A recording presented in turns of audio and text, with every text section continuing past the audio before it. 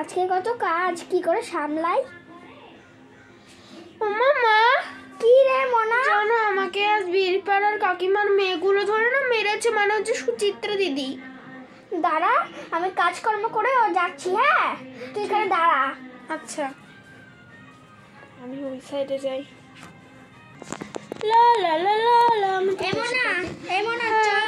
দেখি তোকে কে মেরেছে। আচ্ছা ঠিক আছে, চলো দেখি। আমাকে মেরেছে তো সুচিত্রা দিদি, তোমাকে বললাম তো, চলো। এই সুচিত্রা, সুচিত্রা। কি আন্টি? তুই নাকি পিয়ালিকে মেরেছিস? না তো আন্টি, আমি ওকে মারিনি।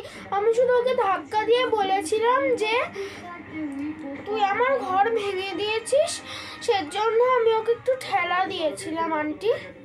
খেলা দিবি না? হ্যাঁ ঠিক আছে আন্টি, আর সরি। তুই তো ভালো মেয়ে, আর মারবি না ওকে। আচ্ছা ঠিক আছে, টাটা। টাটা। আর তুই কেন ওর নামে এরকম মানি মানি বললি? তুই আজকে বাড়ি চ, তোর কি হবে? তুই ওরকম মিথ্যা কথা বলবি কেন? তোর বাড়ি গিয়ে যা করবো তুই দেখতেও বুঝতে পারবি না। না মামি, ওরকম কিছু মিথ্যা কথা বলিনি তোমাকে। তোমাকে সুচিত্রা দিদি মিথ্যা কথা বলছে। ও আমাকে অত জোরে, অনেক জোরে ধাক্কা দিয়েছে। আস্তে ধাক্কা দেয়নি মা। চ তুই বাড়ি, তোকে আমি বাড়ি গিয়ে দেখছি। ওরে বাবা রে, আমি আজকে কেস খেয়েছি। মা মেরো না, মা মেরো না, আমি আর করবো না। মা মেরো না, মা মেরো না, আর করবো না আমি।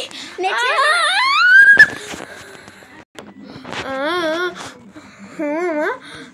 করবো না মা, সরি, ভুল হয়ে গেছে।